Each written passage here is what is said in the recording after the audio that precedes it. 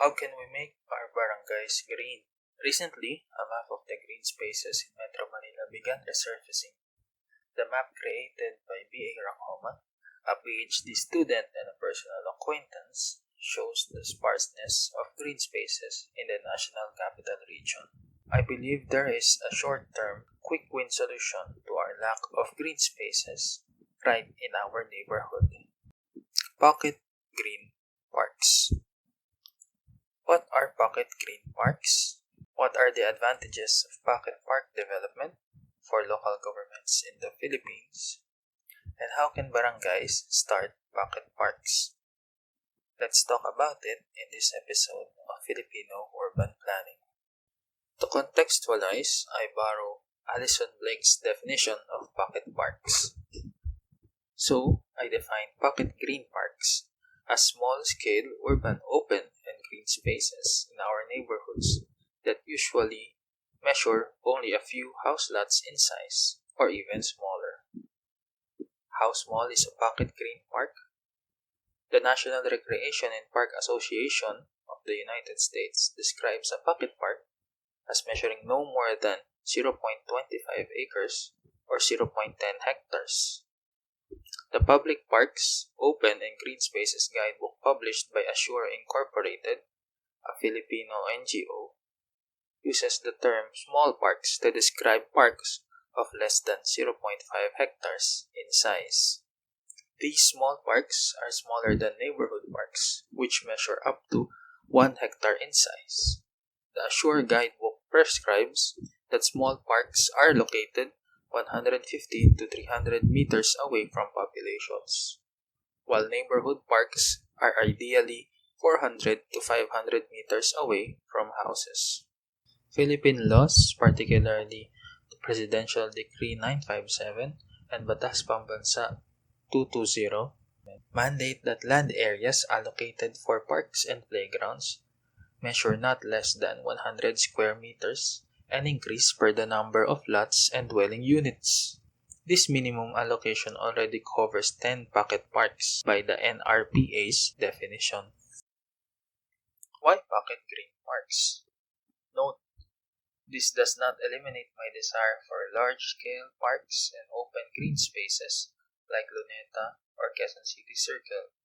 Areas like these should still be reserved for public use through local government land banking strategies. My argument now is that, given the current situation, pocket parks in the neighborhood are low investment, high reward, quick win local strategies.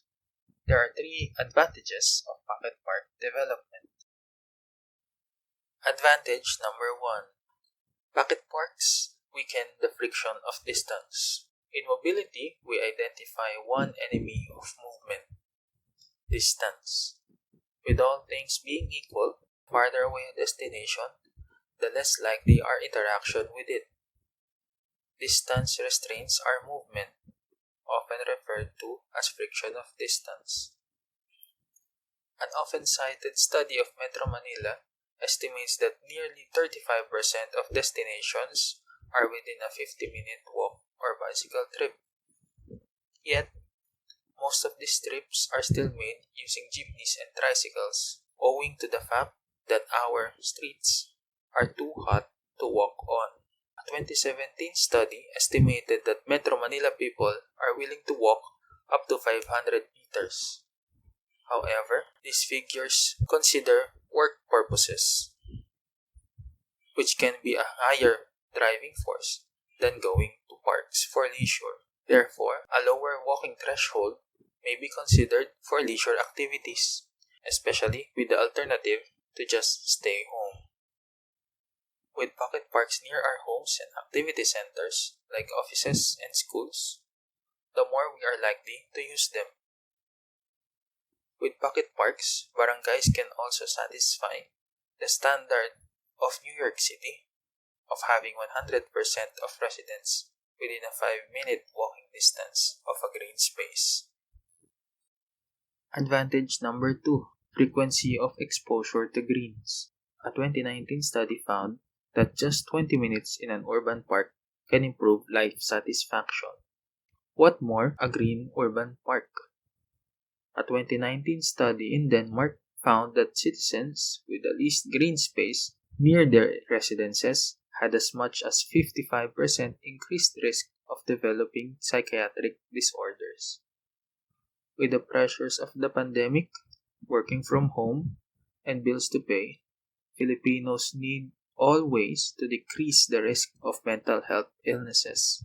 The presence of green spaces near our homes can enhance our daily perspectives on life as we go through this tragic pandemic. Near our pocket parks can increase our frequency of exposure to green spaces. Advantage number 3. Less red tape means quicker wins.